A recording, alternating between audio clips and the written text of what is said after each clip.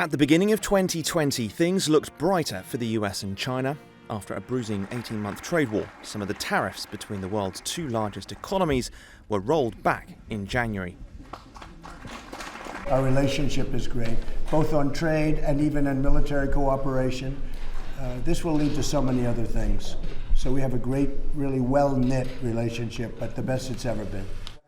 Less than a year later, images of cooperation and agreement already seem like a distant memory. More arguments have erupted over tech, trade and territory, and of course, COVID-19. Make no mistake, we hold China fully responsible for concealing the virus and unleashing it upon the world. Relations between Washington and Beijing are now as strained as ever. Each has closed a consulate in the other's backyard this year. China blames the White House. We have no intention of fighting either a cold war or a hot one with any country. We will continue to narrow differences and resolve disputes with others through dialogue and negotiation. We will not seek to develop only ourselves or engage in a zero-sum game.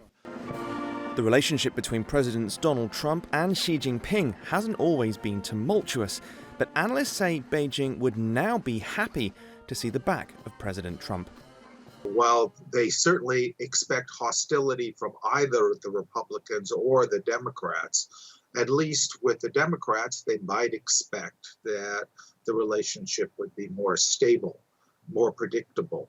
And of course, if you're trying to plan a relationship over the long term, that is at least somewhat helpful.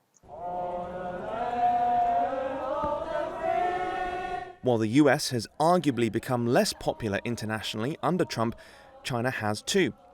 Many countries have hit out at China over its treatment of Hong Kong, which it considers an internal matter.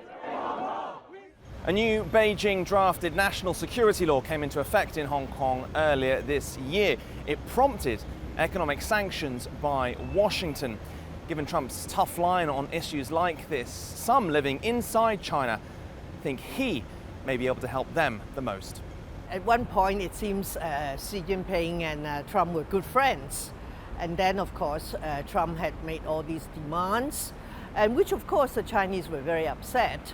And that's why some Hong Kong people who are very anti Xi Jinping, they all think Trump is great, and they all hope that Trump will get a second term. Whoever wins this week's election, managing the relationship with China is likely to be one of the most pressing and difficult issues for the next 4 years. Joel Flynn, TRT World, Hong Kong.